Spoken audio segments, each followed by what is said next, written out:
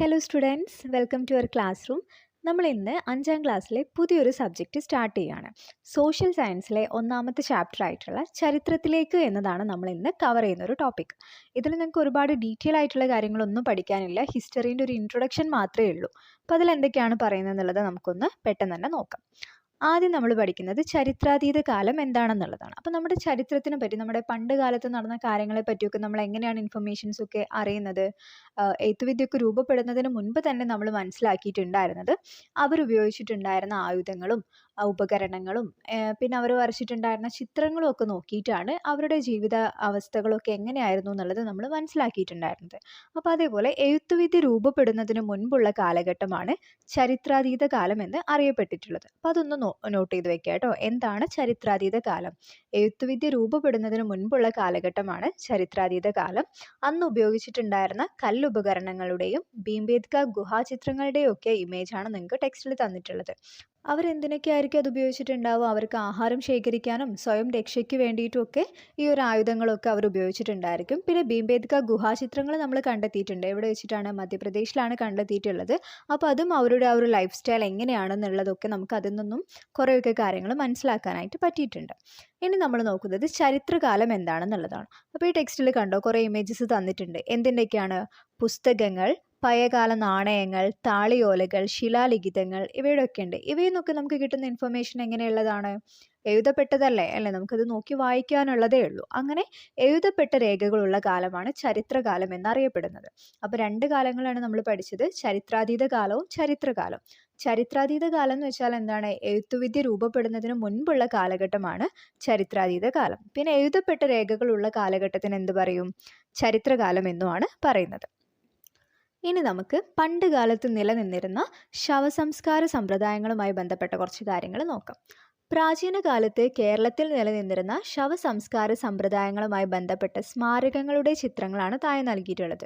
അവയുടെ പേരെന്തൊക്കെയാണെന്നുള്ളത് നമ്മളൊന്ന് പഠിച്ചു വയ്ക്കണം കേട്ടോ. അപ്പോൾ ഫസ്റ്റത്തെ ഇമേജസ് നിങ്ങൾ നോക്കൂ. ഇത് ശവക്കല്ലറകളാണ് കേട്ടോ. ഇപ്പം നമ്മൾ ശവം മറവ് ചെയ്യുന്നത് പോലെയല്ല അന്ന് ചെയ്തിട്ടുണ്ടായിരുന്നത്. അപ്പം പ്രാചീന കാലത്ത് ഇങ്ങനെ ഓരോ സമ്പ്രദായത്തിലായിരുന്നു ശവം മറവ് ചെയ്തിട്ടുണ്ടായിരുന്നത്. അപ്പോൾ ആദ്യത്തെ ഇമേജ് നോക്കൂ. നമുക്കൊരു കുട പോലെ തോന്നുന്നില്ലേ? അതിൻ്റെ പേര് നമ്മൾ അങ്ങനെ തന്നെ കണക്ട് ചെയ്ത് പഠിക്കുക. കുടക്കല്ല് എന്നാണ് ആ ഒരു സമ്പ്രദായത്തിൻ്റെ പേര്. അങ്ങനത്തെ ഒരു സെറ്റപ്പിൻ്റെ ഉള്ളിലാണ് മൃതദേഹം സംസ്കരിച്ചിട്ടുണ്ടായിരുന്നത്.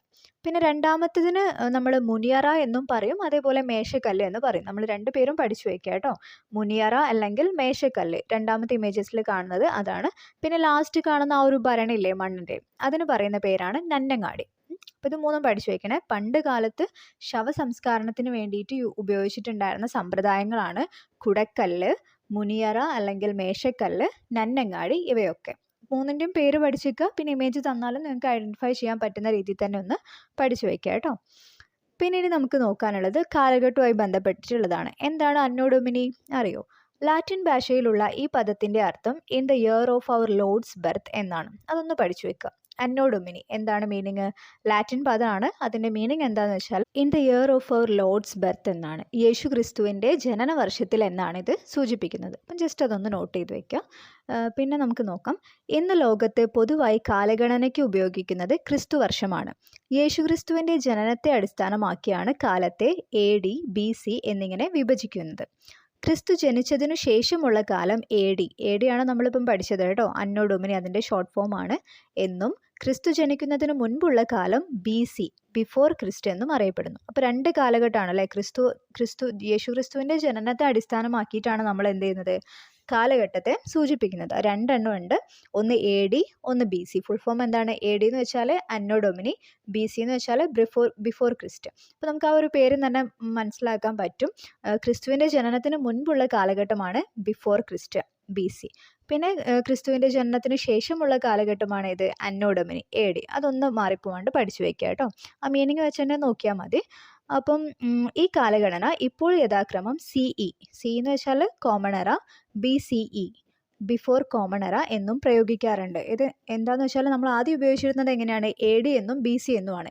AD എന്ന് വെച്ചാൽ അന്നോ ഡൊമിനി, BC ബിഫോർ ക്രിസ്റ്റ്. AD എന്ന് പറയുന്നത് ക്രിസ്തുവിൻ്റെ ജനനത്തിന് ശേഷമുള്ള കാലഘട്ടവും BC എന്ന് പറയുന്നത് ക്രിസ്തുവിൻ്റെ ജനനത്തിന് മുൻപുള്ള കാലഘട്ടവുമാണ്. പക്ഷെ അത് ഇപ്പം അറിയപ്പെടുന്നത് എങ്ങനെയാണ്? CE എന്നും BC എന്നുമാണ്. ഏതാണ് CE എന്നറിയപ്പെടുന്നത്? കോമൺ എറ എന്നറിയപ്പെടുന്നത് ഏതാണ്? AD ആണ്. അന്നോ ഡൊമിനി ഇപ്പോൾ കോമൺ എറ എന്നും ബിഫോർ ക്രിസ്റ്റ് ഇപ്പോൾ ബിഫോർ കോമൺ എറ എന്നുമാണ് അറിയപ്പെടുന്നത്. അത് ജസ്റ്റ് ഒന്ന് നോക്കാനേ ഉള്ളൂ. അത്രയും കാര്യങ്ങളേ ഉള്ളൂ. നമുക്ക് ഈ ഒരു ചാപ്റ്റർ തീർന്നു. കണ്ടോ എത്ര സിമ്പിളായിട്ടുള്ള ചാപ്റ്ററാണ്. നമുക്ക് ജസ്റ്റ് ഒരു ഇൻട്രൊഡക്ഷൻ മാത്രമേ ഇതിൽ പറയുന്നുള്ളൂ. അപ്പം ഒന്നുകൂടെ നോക്കുകയാണെങ്കിൽ എഴുത്തുവിദ്യ രൂപപ്പെടുന്നതിന് മുൻപുള്ള കാലഘട്ടം നമ്മൾ ചരിത്രാതീത കാലഘട്ടം എന്നും എഴുത്തുവിദ്യ ഉപയോഗിക്കുന്ന കാലഘട്ടത്തിന് എന്ത് പറയും, ചരിത്രകാലം എന്നുമാണ് പറഞ്ഞിട്ടുള്ളത്. പിന്നെ പണ്ടത്തെ കുറച്ച് ശവസംസ്കാര സമ്പ്രദായത്തെ പറ്റി പഠിച്ചു. ഏതൊക്കെയാണ്? കുടക്കല്ല്, മുനിയറ അല്ലെങ്കിൽ മേശക്കല്ല്, നന്നങ്ങാടി. പിന്നെ AD എന്താണെന്നുള്ളത് പഠിച്ചു അല്ലേ. അന്നോ ഡൊമിനിയാണ്. അതിൻ്റെ മീനിങ് എന്താണ്? In the year of our lord's birth എന്നാണ്.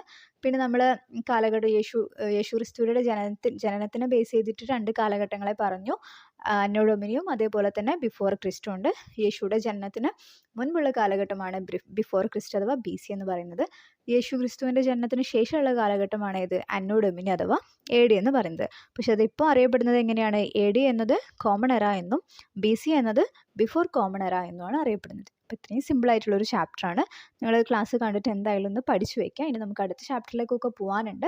അപ്പോൾ ഇത് നന്നായിട്ട് മനസ്സിലായിട്ടുണ്ടാവുമെന്ന് വിചാരിക്കുന്നു.